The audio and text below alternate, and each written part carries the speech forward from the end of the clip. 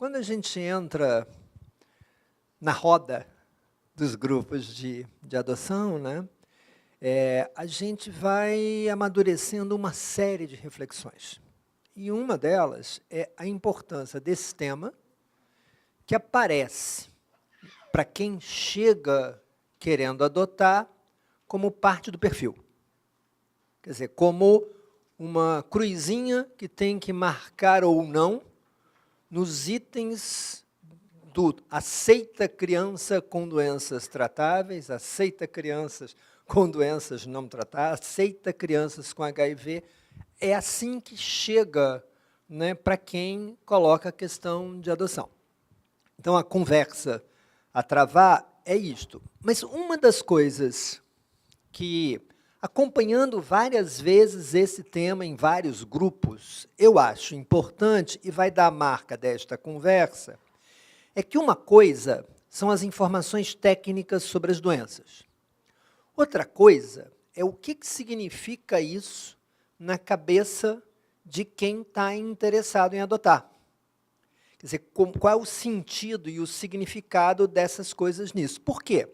Porque, muitas vezes, a informação técnica, estrito sensu, não ecoa do jeito que que as nossas ansiedades, os nossos medos e as nossas inquietações colocam.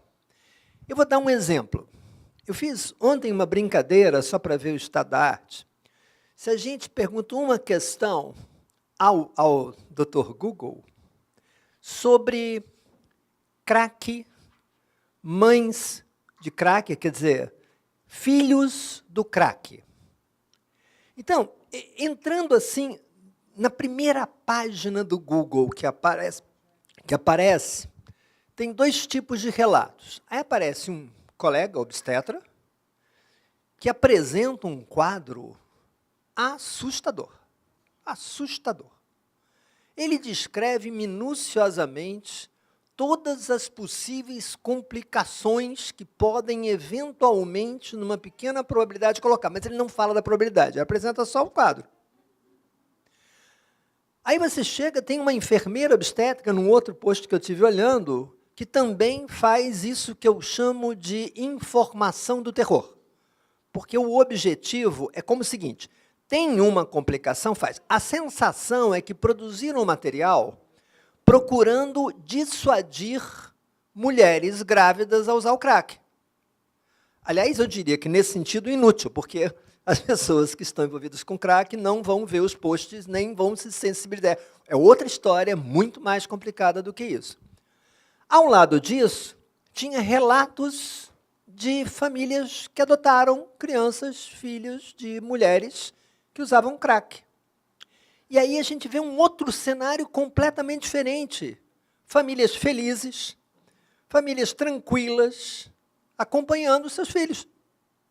Então, quando a gente vai olhar o que é o cenário, você tem uma mistura, onde o conhecimento técnico não necessariamente fala do diálogo da gente. Então, nesse sentido, o tom que eu gostaria de dar na conversa é um tom de quem está interessado na adoção das nossas ansiedades, dos nossos temores.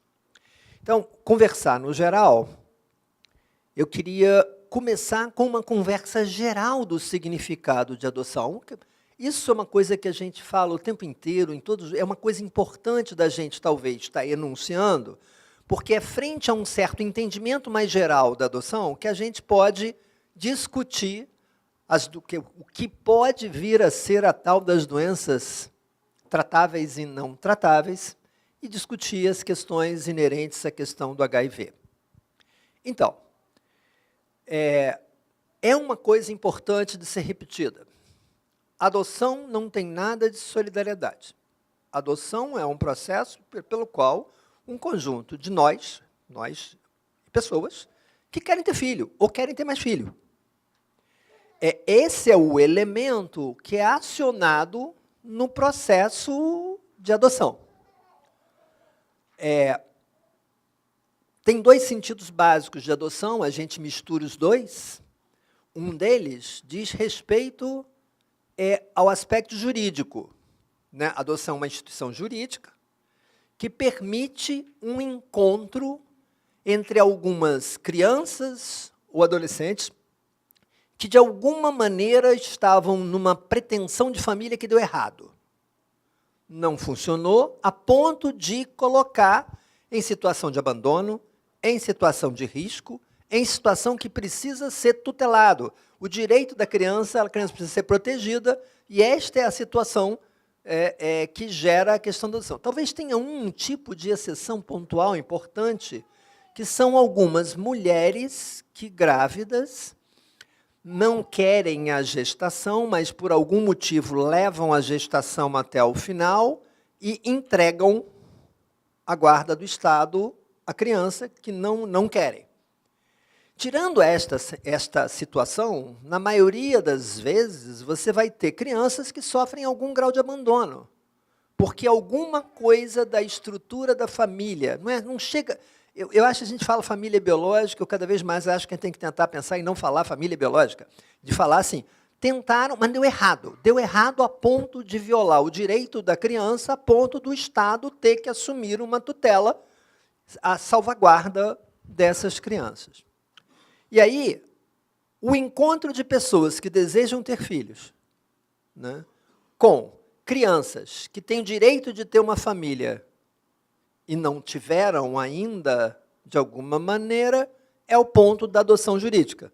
Aí a gente passa por avaliação, por todo esse processo, tem que dizer perfil, todas essas coisas num trâmite que, ao mesmo tempo, é um trâmite burocrático, mas é um tempo também de amadurecimento da gente, de olhar para a gente, de ver o que é essa questão. Esse sentido jurídico. Eu queria chamar a atenção do outro sentido, muito mais importante para a gente, que é o sentido, digamos assim, psicológico, talvez, onde a adoção é uma disponibilidade de amar, de acolher um outro ser que vai ser diferente da gente, que não vai atender as expectativas da gente, embora em algumas coisas até possa, mas que vai trazer uma felicidade enorme para a gente nessa interação de cuidar de um outro que chega para nós. Nesse sentido, a adoção é de qualquer filho, seja ele nascido do ventre da mãe, seja ele adotado. Não tem adotado juridicamente. Não tem diferença, porque em toda situação, a questão da maternagem ou da paternagem, ser pai, ser mãe, é alguma coisa que é uma disposição de amar um ser que a gente não faz ideia onde vai. Sempre. Que vai nos surpreender, às vezes positivamente, às vezes nos tirando do sério. E que o compromisso que a gente assume é o compromisso de cuidar, de oferecer valores, de ensinar, regras básicas de convivência, brigar muito. Mas, por outro lado, é muito, muito prazeroso esse convívio que vai permitindo ao outro ser o outro, que não é exatamente quem a gente deseja. Por que eu estou colocando esse patamar como elemento central? Porque, nesse segundo sentido, pai e mãe cuidam do filho. Se ele adoece, vai cuidar do filho doente. Se o filho precisa de necessidades, vai se esforçar para atender a necessidade do filho e da filha. Vai virar de cabeça para baixo. Vai inventar coisas inimagináveis. Isso aparece de uma maneira muito simples quando tem recém-nascido e aquela conversa que parece assim, que acontece, eu dei muita sorte, ele dorme a noite inteira. É porque pode ser o azar, não dormir a noite, mas não importa se vai dormir a noite inteira, não vai dormir a noite inteira, o envolvimento, a projeção do cuidado, ela vai se fazer pela necessidade daquela criança, daquele menino, daquela menina, daquele adolescente. Se adoece, gente, é um caos na vida da gente. A gente pode dizer dos primeiros filhos, a primeira febre é um caos. Produz na gente um movimento de insegurança, em todos nós. Então, em médico é pior, devo dizer, porque o médico é treinado para pensar o pior. Rosana sabe muito bem disso. Então, começa a acontecer, a gente já começa a pensar o pior, que acontece raramente. Aliás, não é o que está acontecendo, mas a gente pensa, e é só inferno, porque a gente tem que, peraí, cai na real.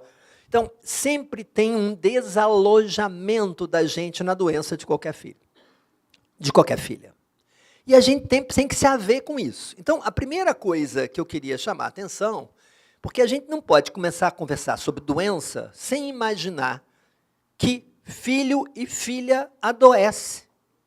Filho e filha têm muitas necessidades, algumas decorrentes de adoecimento, outras decorrentes do temperamento, das coisas emocionais, da personalidade, do caráter, de um monte de outras coisas. E é nisso que a gente se joga quando resolve ter filho.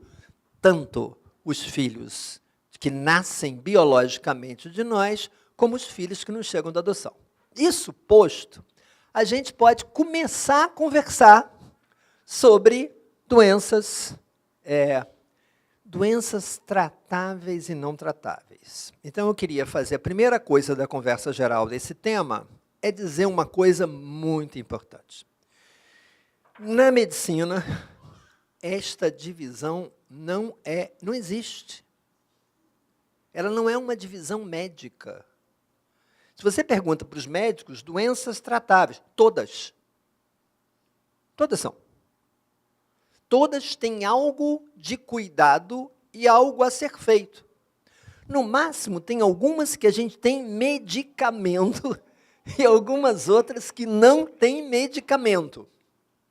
Né? Agora, sempre há cuidados a fazer. Gente, até nos chamados cuidados paliativos de uma pessoa que tem uma doença para a qual não temos recursos medicamentosos com possibilidade de aumentar a vida, você tem a organização de tratamentos de cuidados que são os cuidados paliativos. Então, não tem território do não tratável.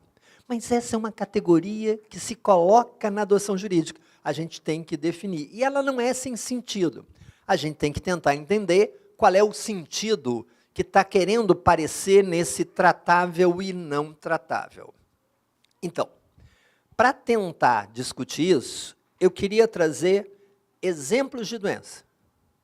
Eu quero trazer alguns exemplos de doença para a gente estar pensando junto quais são as consequências dessas doenças, né? Assim, e tentar perceber algumas diferenças entre as várias formas de adoecimento que a gente pode encontrar nas crianças que a gente pode pensar em adotar ou nos nossos filhos, né, nas duas questões. Ok?